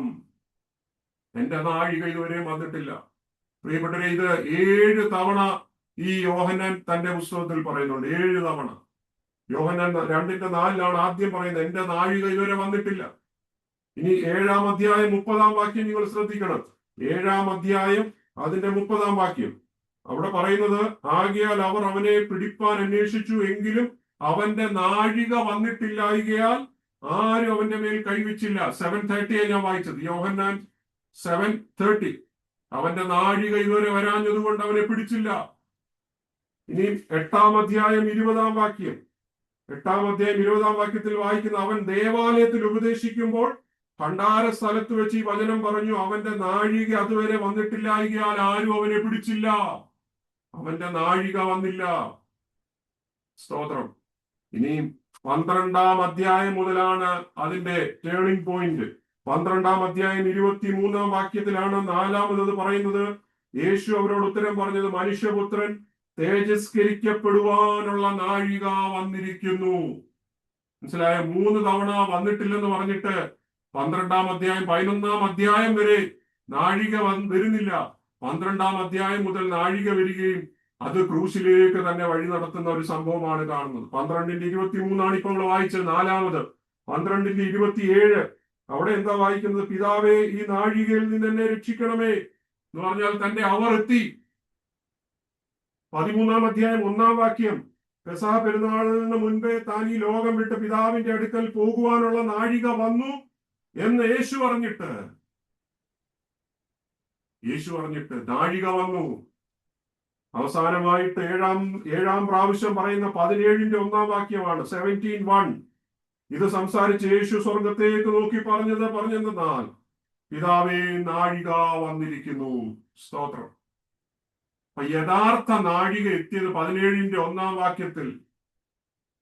ഞാൻ കേൾക്കുന്ന പ്രിയപ്പെട്ട യേശു കർത്താവ് ഒത്തിരി അത്ഭുതങ്ങൾ ചെയ്തിട്ടുണ്ട്. സ്തോത്രം. അതിലൊന്നും യേശു കർത്താവ് കഷ്ടപ്പെട്ടിട്ടില്ല. വലിയ ബുദ്ധിമുട്ടൊന്നും ഇല്ലായിരുന്നു അത്ഭുതങ്ങൾ ചെയ്യാൻ. മരിച്ചവരെ ഉയർപ്പിച്ചു, കടലിനെയും കാറ്റിനെയും ശാന്തമാക്കി, വെള്ളം വീഞ്ഞാക്കി, കിടന്ന തളർവാദിയെ സൗഖ്യമാക്കി, ചെവി കേൾക്കാത്തവരെ സൗഖ്യമാക്കി, അനേക അത്ഭുതങ്ങൾ ചെയ്തു. ഇതൊന്നും കർത്താവിന് ഒരു ബുദ്ധിമുട്ടോ കഷ്ടപ്പാടോ ഉണ്ടായില്ല. എന്നാൽ യേശു അധികം കഷ്ടപ്പെട്ടത് ഗെത്സമനയിൽ വെച്ചായിരുന്നു. ഗെത്സമനയിൽ വെച്ച് അവന്റെ വിയർപ്പ് തുള്ളികൾ രക്തം പോലെ പുറപ്പെടുവാനിടയായിട്ട്, ലോകത്തിന്റെ പാപത്തിന്റെ വലിയ ഭാരത്തെ ചുമന്നുകൊണ്ട് അവൻ അവേദനയിലാകുവാനിടയായിട്ട്. സ്തോത്രം. ഇന്ന് ഈ അത്ഭുതത്തിലേക്ക് മാത്രം ശ്രദ്ധിക്കുന്ന ഒരു തലമുറ വന്നിരിക്കുക പ്രിയപ്പെട്ടവര്. ക്രൂശിലേക്ക് ശ്രദ്ധിക്കാത്തൊരു തലമുറയാണ് ഇന്ന് ലോകത്തിൽ പലരും. അത് അപകടമാണ്. It's A dangerous situation. ക്രൂശിലെ മർമ്മം ഗ്രഹിക്കുന്നവനാണ് യഥാർത്ഥ ഭാഗ്യവാൻ. അതാണ് കർത്താവ് പറഞ്ഞത്, എന്റെ നാഴിക ഇതുവരെയും വന്നിട്ടില്ല. സ്തോത്രം. ഹല്ലേലൂയ. ഇത് നേരെ കൊണ്ടെത്തിക്കുന്നത് കാൽവറി ക്രൂശിലെ ക്രിസ്തുവിന്റെ മരണം, ക്രിസ്തുവിന്റെ അടക്കം, ക്രിസ്തുവിന്റെ ഉയർത്തെഴുന്നേൽപ്പ്, അവന്റെ മഹത്വീകരണത്തിലാണ് എത്തിക്കുന്നത്. അതുകൊണ്ടാണ് അവൻ വിവാഹ നാളിൽ പറയുകയാണ്, അമ്മയോട് പറയുക, സ്ത്രീയെ, എന്റെ നാഴിക ഇതുവരെയും വന്നിട്ടില്ല. ഇതെങ്ങനെയാണ് നമ്മൾ ഈ തിയോളജിക്കലി ഇത് മനസ്സിലാക്കേണ്ടത്? യേശു കർത്താവ് തന്റെ ശുശ്രൂഷയുടെ ആകെത്തുക നിങ്ങൾ മനസ്സിലാക്കിയ ഒരു കാര്യം മനസ്സിലാവും. കർത്താവ് ഒരിക്കലും ഒരു വിഷയത്തെ ഭയങ്കര റഷായിട്ട് കാണുന്നില്ല. പെട്ടെന്ന് ചെയ്യണമെന്നുള്ള ഒരു മെന്റാലിറ്റി അല്ല. നമ്മൾ പലപ്പോഴും നമ്മളുടെ ആവശ്യങ്ങൾ നമ്മൾ പ്രാർത്ഥിക്കുമ്പോൾ നമുക്ക് പെട്ടെന്ന് ലഭിക്കണം. എന്നാൽ കർത്താവ് ഒരിക്കലും ഒരു ഫാസ്റ്റ് മൂവർ ആയിരുന്നില്ല ആ വിഷയങ്ങളിൽ. എന്ന് പറഞ്ഞാൽ പിതാവിന്റെ ഒരു അപ്പോയിന്റഡ് ടൈം ഉണ്ടായിരുന്നു, ദൈവത്തിന്റെ ഒരു നിശ്ചിത സമയം. അതിനുവേണ്ടി അവൻ കാത്തിരുന്നു. അവന്റെ അമ്മയുടെ ആഗ്രഹം എത്ര വലുതാണെങ്കിലും അതിനെ ഒരു അർജന്റ് ബേസിലല്ല കാര്യങ്ങളെ ഡീൽ ചെയ്തത്. ദൈവത്തിന്റെ അല്ലെങ്കിൽ പിതാവിൽ നിന്ന് തനിക്ക് ലഭിക്കുന്ന അപ്പോയിന്റഡ് ടൈം വരെ വെയിറ്റ് ചെയ്യേണ്ടി വരും. അപ്പൊ നമ്മുടെ ജീവിതത്തിൽ നമ്മൾ ആഗ്രഹിക്കുന്നതൊക്കെ നമ്മൾ ഓർക്കും നിമിഷ നേരം കൊണ്ട് നമുക്ക് ലഭിക്കണം. എന്നാൽ ഒരു കാര്യം ഓർക്കണം, എനിക്ക് വേണ്ടി ദൈവം വെച്ചിരിക്കുന്ന ഒരു ഡിവൈൻ ഷെഡ്യൂൾ ഉണ്ട്. എന്റെ അർജൻസിയുടെ ബേസിലല്ല ചിലപ്പോൾ കാര്യങ്ങൾ നടക്കുന്നത്. ദൈവത്തിന്റെ ഡിവൈൻ ഷെഡ്യൂളിനനുസരിച്ച് ദൈവം എനിക്ക് വേണ്ടി ഒരുക്കിയ ഒരു സമയത്തിന്റെ പരിമിതിക്കകത്ത് നിന്നുകൊണ്ടായിരിക്കും ദൈവം എനിക്ക് വേണ്ടി വലിയ ചെയ്യുന്നത്. അതിന്റെ പുറകിൽ ഒരു ദൈവമഹത്വമുണ്ട്. അതാണ് അതിന്റെ റീസൺ. സ്തോത്രം. അതുകൊണ്ട് എന്നെ കേൾക്കുന്ന പ്രിയപ്പെട്ടവരെ, നമ്മൾ അത് കാൽവറി ക്രൂശിലേക്ക് നോക്കണം. എനിക്ക് വേണ്ടി അവന്റെ നാഴിക വന്നൊരു ദിവസം എത്ര മഹത്വകരമായ ദിവസമാണ്. ഹല്ലേലൂയ. സ്തോത്രം. അപ്പോൾ മറിയ ഈ വിഷയം കർത്താവിന്റെ സന്നിധിയിൽ പറയുമ്പോൾ അവൾക്കൊരു കാര്യം മനസ്സിലായി. ഞാൻ എന്റെ ഇവിടുത്തെ ഈ വീട്ടിലെ പ്രശ്നം എത്ര അർജൻസി ആണെങ്കിലും ഞാൻ അവിടെ മസിൽ പിടിച്ചിട്ട് വലിയ കാര്യമൊന്നുമില്ല. ഞാൻ എന്റെ കർത്താവിന്റെ വാക്കിന് വേണ്ടി ട്രസ്റ്റ് ചെയ്യുക, വെയിറ്റ് ചെയ്യുക. കർത്താവിന് അറിയാമത് എപ്പം ചെയ്യണമെന്ന്, കർത്താവിന് അറിയാമത് എങ്ങനെ ചെയ്യണോ. അതുവരെ വെയിറ്റ് ചെയ്യുന്നവരായി തീരുവാൻ ദൈവം നമ്മളെ സഹായിക്കുമാറാകട്ടെ. നമ്മുടെ വ്യക്തിപരമായ ജീവിതത്തിലും ഇത് വളരെ അന്വർത്ഥമായി നമ്മൾ ചിന്തിക്കേണ്ടതായിട്ടുണ്ട്. സ്തോത്രം. നമ്മൾ ദൈവസന്നിധിയിൽ പലപ്പോഴും ചിന്തിക്കുന്ന സമയത്ത് നടക്കാതെ വരുമ്പോൾ പലപ്പോഴും ദൈവത്തെ കുറ്റം പറയുന്നവരായി തീരും. എന്നാൽ കർത്താവിന് ചിലത് പറയാനുണ്ട്, എന്റെ നാഴിക ഇതുവരെയും വന്നിട്ടില്ല. ദൈവത്തിന്റെ സമയത്തിനു വേണ്ടി പ്രാർത്ഥനയോട് അവനിൽ ആശ്രയിച്ച് കാത്തിരുന്നാൽ വലിയ ദൈവമഹത്വം വെളിപ്പെടുത്തുവാൻ ദൈവശക്തനായ ഒരു കർത്താവാണ്. നമ്മൾ തുടർന്ന് 6 മുതൽ 10 വരെയുള്ള വേദഭാഗങ്ങൾ നോക്കേണ്ടതായിട്ടുണ്ട്. 6-ാം വാക്യത്തിൽ അവിടെ വായിക്കുന്നത്, അവിടെ യഹൂദന്മാരുടെ ശുദ്ധീകരണ നിയമം അനുസരിച്ച് 2-3 പറ വീതം കൊള്ളുന്ന 6 കൽപാത്രങ്ങൾ ഉണ്ടായിരുന്നു. കൽപാത്രങ്ങൾ. ഈ കൽപാത്രത്തെ കുറിച്ച് നമ്മൾ മനസ്സിലാക്കേണ്ടതായിട്ടുണ്ട്. യഹൂദന്മാരുടെ കസ്റ്റംസ് അനുസരിച്ച്, അവരുടെ ആചാരങ്ങൾ അനുസരിച്ച് എല്ലാ വീടുകളിലും അല്ലെങ്കിൽ മിക്ക വീടുകളിലും ഈ കൽപാത്രങ്ങളുണ്ട്. ആ വീടിന്റെ പുറത്താണ് വെച്ചിരിക്കുന്നത്. അത് കൈ കഴുകാനും കാല് കഴുകാനും അവരുടെ മതപരമായ നിയമങ്ങൾക്ക് വിധേയപ്പെട്ട് ശുദ്ധീകരണത്തിന് വേണ്ടി ഒക്കെ വെച്ചിരിക്കുന്ന ഒരു കൽപാത്രങ്ങളാണ്. അതല്പം ഭാരമുള്ളത്. അതുകൊണ്ട് അത് വീടിനകത്ത് വെക്കുന്നത് പ്രാക്ടിക്കൽ അല്ല, വലിയ ഭാരമുള്ളതാണ്. അത് ഓരോ വീടുകൾക്ക് ചിലപ്പോൾ സൈസ് വ്യത്യാസം കാണും. ഇത് കള്ളന്മാരൊട്ട് കൊണ്ടുപോകത്തുമില്ല, അത്രയ്ക്ക് ഭാരം. അത് ചുമക്കാൻ പറ്റുന്ന വിഷയമല്ല, നല്ല കനമുള്ളതാണ്. അതുകൊണ്ട് അത് പുറത്ത് കിടന്നോളും, ആർക്കും അതൊരു ശല്യമില്ല. അപ്പൊ ഈ കൽപാത്രത്തെ ആ ദൈവം തിരഞ്ഞെടുക്കുന്നു. അത് കഴുകുവാനും ശുദ്ധീകരിക്കുവാനും ഒക്കെ ഉള്ളതാണ്. കർത്താവ് ഈ കൽപാത്രത്തെ രൂപാന്തരപ്പെടുത്തുവാൻ ഏറ്റെടുക്കി. ഈ കൽപാത്രത്തിനകത്താണ് അവൻ വെള്ളത്തെ വീഞ്ഞാക്കുന്നത്. ദൈവം ഈ ഒരു ശുശ്രൂഷയെ സന്തോഷത്തിന്റെ ഒരു ശുശ്രൂഷയാക്കി. ഇതൊരു സെലിബ്രേഷന്റെ ഒരു ദിവസമാക്കി. ഇതൊരു പുതിയ നിയമത്തിന്റെ ഒരു ആരംഭമാക്കി ദൈവം മാറ്റി. അപ്പൊ കർത്താവ് ഇവിടെ ചെയ്തത് ഒരു മനഃപൂർവമായി ചെയ്ത ഒരു അത്ഭുതമാണ്. ഒരു അപകടകരമായ നിലയിൽ അല്ലെങ്കിൽ ചെയ്യേണ്ടി വന്നല്ലോ എന്ന് വിചാരിച്ച് ചെയ്തതല്ല. കർത്താവ് ചെയ്യുന്ന ഓരോ അത്ഭുതത്തിന്റെയും പുറകിൽ ഒരു പ്രത്യേക ഡിവൈൻ പർപ്പസ് ഉണ്ട്. നമ്മള് ഈ ആദ്യത്തെ സെക്ഷൻ ഞാൻ പറഞ്ഞപ്പം പറഞ്ഞായിരുന്നു, ഈ അത്ഭുതം ചെയ്തതിന്റെ പുറകിൽ ദൈവം സമൃദ്ധിയുടെ ദൈവം കൂടെയാണ്. The God of Joy and abundance. തന്റെ ജനത്തിനു വേണ്ടി അവൻ കരുതുന്ന ഒരു ദൈവം. കാരണം അവൻ ചെയ്യുന്നത് നന്മകൾ ഒരു കണ്ണ് കണ്ടിട്ടില്ല, ഒരു ചെവി കേട്ടിട്ടില്ല, ഒരുത്തന്റെ ഹൃദയത്തിൽ തോന്നിയിട്ടുമില്ല. ഈ സമൃദ്ധി എന്ന് പറയുമ്പോൾ ചിലപ്പം നിങ്ങൾ തെറ്റിദ്ധരിക്കരുത്, അതങ്ങ് ബാങ്ക് ബാലൻസ് കണ്ടമാനം വർദ്ധിക്കുന്ന രീതിയിലുള്ള സമൃദ്ധിയാണെന്നുള്ള തെറ്റിദ്ധാരണയല്ല. അതിനകത്ത് പോരായ്മകൾ നികത്തപ്പെടും എന്നുള്ളതാണ്. ന്യൂനതകൾ മാറും. സ്തോത്രം. നമ്മുടെ പരാതികൾ മാറും, നമ്മുടെ ദുഃഖം മാറും, നമുക്കൊരു സാറ്റിസ്ഫാക്ഷൻ ഉണ്ടാകും. That is the meaning. സ്തോത്രം. അതാണ് നമ്മളിവിടെ കാണുന്നത്. അപ്പൊ ഈ കൽഭരണികൾ 6 കൽഭരണികളാണ്. 120 മുതൽ 180 ഗാലൻസ് കൊള്ളുന്ന വെള്ളം കൊള്ളുന്ന കൽഭരണികൾ. ഇതിനകത്താണ് വീഞ്ഞിനെ നിറയ്ക്കുന്നത്. അപ്പൊ പൊതുവെ ഇവര് ഈ വിവാഹ ചടങ്ങിൽ വരുമ്പോൾ ആദ്യം നല്ലത് കൊടുക്കും, പിന്നെ ബാക്കി ലാസ്റ്റ് വരുമ്പോൾ ക്വാളിറ്റി കുറഞ്ഞത് കൊടുക്കും. കാരണം the first impression is the best impression എന്ന് നമ്മൾ കേട്ടിട്ടുണ്ടല്ലോ. അപ്പൊ ഇവർക്ക് ആദ്യം ഒരു കുടിക്കുമ്പോൾ നല്ലതാണെങ്കിൽ നല്ല അഭിപ്രായം പറയും, പിന്നെ അല്പം ഇതിന്റെ ക്വാളിറ്റി കുറഞ്ഞാൽ വലിയ പ്രശ്നമൊന്നുമില്ല, പ്രത്യേകിച്ച് ആരും ഒന്ന് ശ്രദ്ധിക്കത്തില്ല. അപ്പൊ ഇതാണ് അവരുടെ നോർമൽ രീതിയിൽ നടക്കുന്നത്. അപ്പൊ ഈ കൽഭരണിയിൽ കിടന്ന വെള്ളം വക്കോളം നിറയ്ക്കാൻ പറയുകയാണ്. വക്കോളം നിറയ്ക്കുക. ഈ വക്കോളം നിറച്ച ശിഷ്യന്മാരെ അല്ലെങ്കിൽ ആ സെർവൻസിനെ നിങ്ങൾ ശ്രദ്ധിക്കണം. അവര് അനുസരണമുള്ളവരായി, അവന്റെ വാക്ക് കേട്ടിട്ട് അനുസരണമുള്ളവരായി ഈ കൽഭരണി വക്കോളം അവർ വെള്ളം കൊണ്ട് നിറച്ചു. അല്ലേ? എന്താണ് അതിനകത്ത് മനസ്സിലാക്കുന്നത്? പൂർണ്ണ അനുസരണം, ദ ഫുൾ ഒബീഡിയൻസ്. അവര് വേറെ ഷോർട്ട് കട്ട്സ് ഒന്നും തിരക്കിയില്ല. കാരണം ഇത്രയും കൽഭരണികൾ, 6 കൽഭരണികൾ വെള്ളം നിറയ്ക്കുവാൻ അല്പം മെനക്കേടുണ്ട്. ആരും ഷോർട്ട് കട്ട് ഒന്നും ചെയ്തില്ല. അടിയിൽ കുറെ കല്ലൊക്കെ വാരി ഇട്ടിട്ട് ആ വെള്ളത്തിന്റെ അളവ് കൂട്ടിയൊന്നും കാണിച്ചില്ല.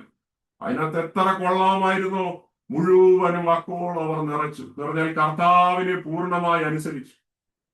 എന്നെ കേൾക്കുന്ന പ്രിയപ്പെട്ടവരെ, അവനിൽ നിനക്കൊരു പൂർണ്ണ അനുസരണം ഉണ്ടെങ്കിൽ ദൈവമഹത്വം നിന്റെ വീട്ടിൽ വെളിപ്പെടും. സ്തോത്രം. ദൈവത്തെ പൂർണ്ണമായിട്ട് അനുസരിക്കാൻ തയ്യാറാകണം. ദൈവത്തിൽ പൂർണ്ണമായി വിധേയപ്പെടാൻ തയ്യാറാകണം. അവനെ ഒബേ ചെയ്യുവാൻ തയ്യാറാകണം.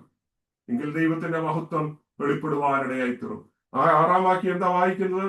അവിടെ യഹൂദന്മാരുടെ ശുദ്ധീകരണ നിയമം അനുസരിച്ച് 2-3 പറ വീതം കൊള്ളുന്ന 6 കൽപാത്രം ഉണ്ടായിരുന്നു. 7-ാം വാക്യം, യേശു അവരോട് ഈ കൽപാത്രങ്ങളിൽ വെള്ളം നിറപ്പീൻ എന്ന് പറഞ്ഞു. അവർ വക്കോളം നിറച്ചു. 8-ാം വാക്യം, ഇപ്പോൾ കോരി വിരുന്നുവാഴിക്ക് കൊണ്ടുപോയി കൊടുപ്പീൻ എന്ന് അവൻ പറഞ്ഞു. അവർ കൊണ്ടുപോയി കൊടുത്തു.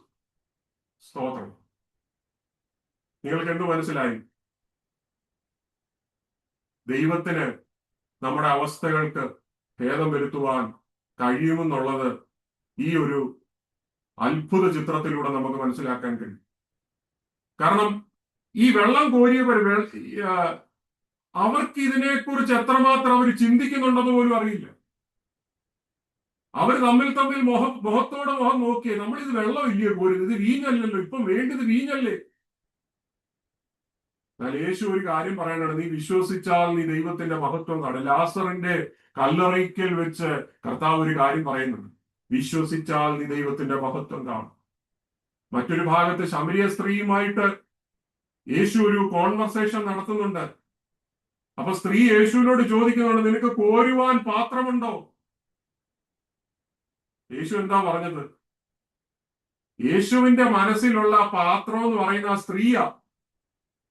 മറ്റുള്ളവരോട് യേശുവിനെ കുറിച്ച് പറയുവാൻ, അല്ലെ, യേശുവിനെ കുറിച്ച് പ്രസംഗിക്കുവാൻ കർത്താവ് ഇന്നും പാത്രങ്ങളെ അന്വേഷിച്ചുകൊണ്ടിരിക്കുക. അതിന് നിറം വിഷയമല്ല, ഭംഗി വിഷയമല്ല, വിദ്യാഭ്യാസം വിഷയമല്ല, ഒരു യോഗ്യതയും വിഷയമല്ല. നീ നിന്നെ ഏൽപ്പിച്ചു കൊടുത്താൽ അവൻ നിന്നെ ഉപയോഗിക്കുവാൻ ശക്തനായ ദൈവം. അപ്പൊ യേശു ഇല്ല എങ്കിൽ പലരും പറ്റിക്കുവാനിടയായിത്തീരും. ലോകം അങ്ങനത്തേതാ.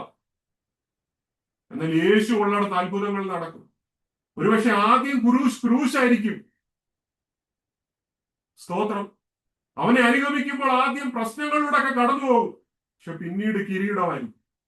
ആദ്യം ഒരുപക്ഷെ കഷ്ടതയിലൂടെയൊക്കെ കടന്നു പോകും, പിന്നീട് അത് തേജസ്സിന്റെ അവസ്ഥയിലേക്ക് ദൈവം മാറ്റും. ആദ്യം ഒരുപക്ഷെ നീ ദാരിദ്ര്യത്തിലൂടെ കടന്നു പോയേക്കാം, പിന്നീടായിരിക്കും സമൃദ്ധി വരുന്നത്. ആദ്യം ഒരുപക്ഷെ നീ രോഗത്തിലൂടെ ആയിരിക്കും കടന്നു പോകുന്നത്, സൗഖ്യം അത് കഴിഞ്ഞ് നീ അനുഭവിച്ചറിയും.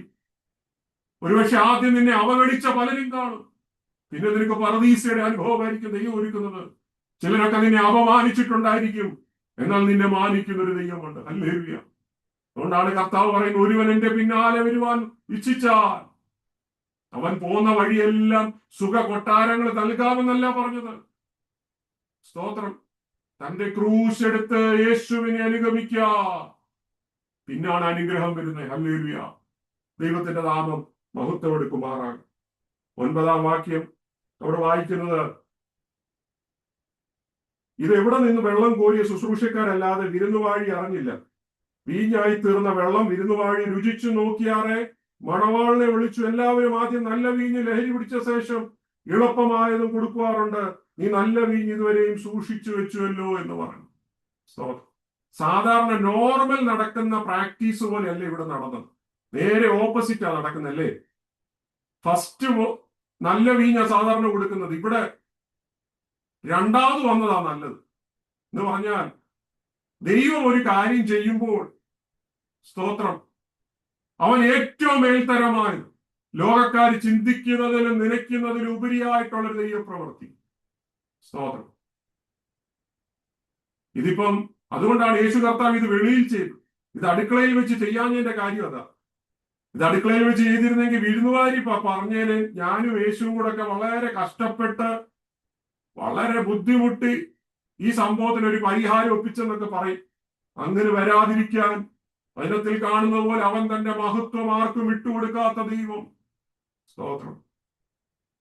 അത് വെളിയിൽ തന്നെ യാതൊരു സാധ്യതയും ഇല്ലാത്തടത്ത് വെച്ച് തന്റെ മഹത്വം വെളിപ്പെടുത്തുക. സ്തോത്രം. നമ്മുടെ സമയം ഏകദേശം കഴിഞ്ഞുവല്ലോ. 1-2 കാര്യങ്ങൾ കൂടി പറഞ്ഞ് വേഗത്തിൽ ഞാൻ നിർത്തുവാൻ താല്പര്യപ്പെടുന്നു. അതുകൊണ്ടാണ് നമ്മൾ ആദ്യമേ ആമോസിന്റെ പ്രവചനവും യെശയ്യാവിന്റെ പ്രവചനവും വായിക്കുമ്പോൾ നമുക്ക് മനസ്സിലായി, കർത്താവ് സമൃദ്ധിയുടെ പ്രവചനം, അതിന്റെ ഫുൾഫിൽമെന്റ് ആണ് അവിടെ നമുക്ക് കാണുവാൻ കഴിയും. സ്തോത്രം. അതിന്റെ 11-ാം വാക്യത്തിൽ ഇങ്ങനെ വായിക്കുന്നത്, യേശു ഇതിനെ അടയാളങ്ങളുടെ ആരംഭമായി കാനാനിൽ വെച്ച് ചെയ്ത് തന്റെ മഹത്വം വെളിപ്പെടുത്തി തന്റെ ശിഷ്യന്മാർ അവനിൽ വിശ്വസിച്ചു. Price the Lord. ഹല്ലേലൂയ. തന്റെ ശിഷ്യന്മാർ അവനിൽ വിശ്വസിച്ചു. അവൻ ഡെലിബറേറ്റ് ആയിട്ട് ഈ പ്രവൃത്തി ചെയ്തു. സ്തോത്രം. അപ്പൊ നമ്മളൊരു കാര്യം മനസ്സിലാക്കണം, ദൈവം തന്റെ മഹത്വം വെളിപ്പെടുത്തിയ ഒരു ദിനമായിരുന്നു കാനാവിലെ കല്യാണം എന്ന് പറഞ്ഞു. ഇവിടെ യോഹന്നാൻ ഈ സംഭവം എഴുതുമ്പോൾ അവൻ മനഃപൂർവ്വമായിട്ട് ഇതാണ് ആദ്യം കോട്ട് ചെയ്തത്. കാനാവിലെ കല്യാണം ഒരു മരിച്ച വ്യക്തി ഉയർത്തെഴുന്നേറ്റ സംഭവമല്ല, അല്ലെങ്കിൽ ഒരു അന്ധനെ സൗഖ്യമാക്കിയ വിഷയമല്ല, ഒരു വെള്ളത്തിൽ കൂടെ നടന്ന സംഭവമല്ല.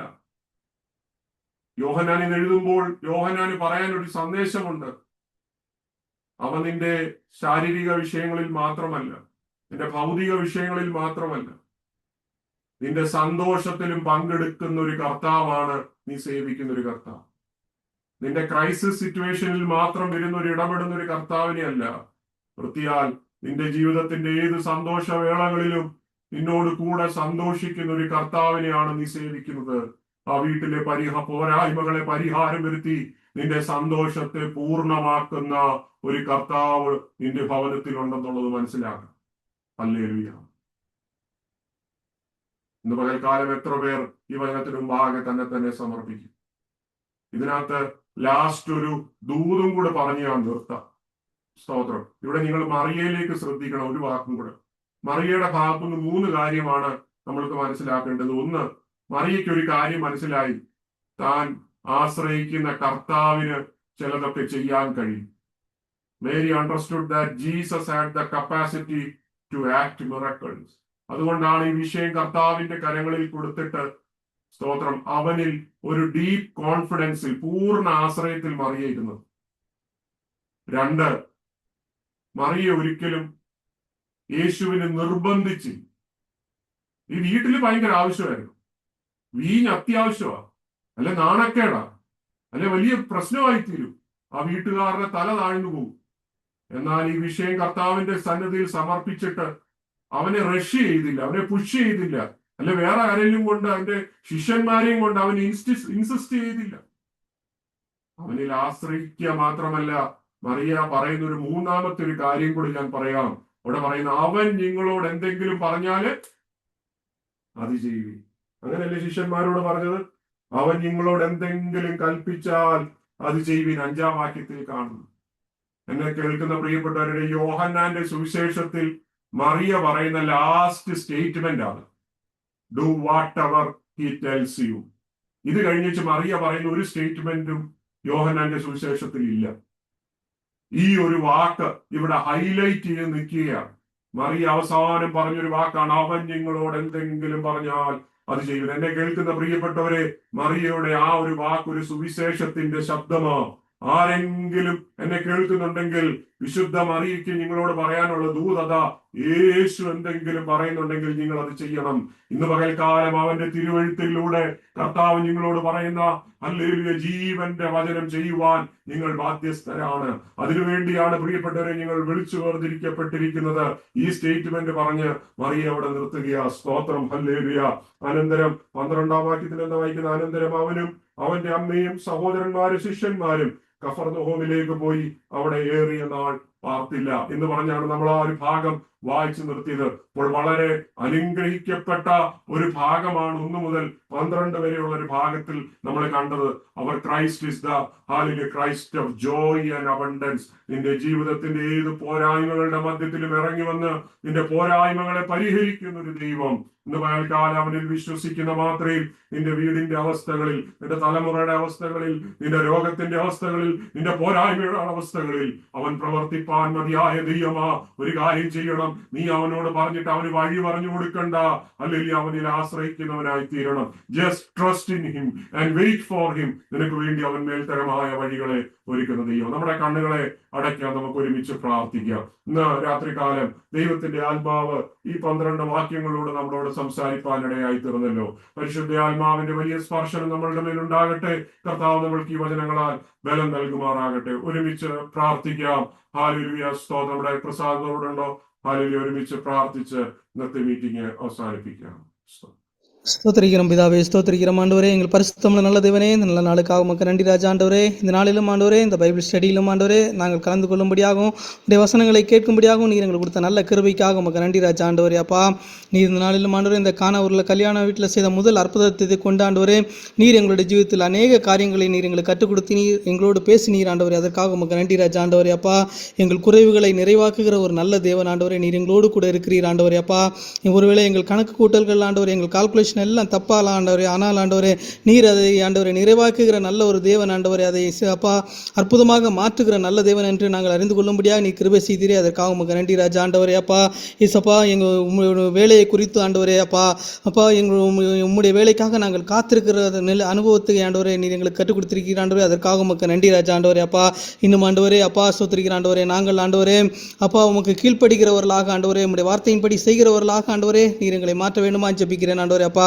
அப்போது உம்முடைய வார்த்தையின்படி செய்யும் போது ஆண்டவரே அந்த இடங்களில் அற்புதங்கள் நடக்கிறது என்று நாங்கள் இந்த வேலைக்காரரை குறித்து நாங்கள் கேள்வி வாசித்தோம் ஆண்டவரே அப்பா.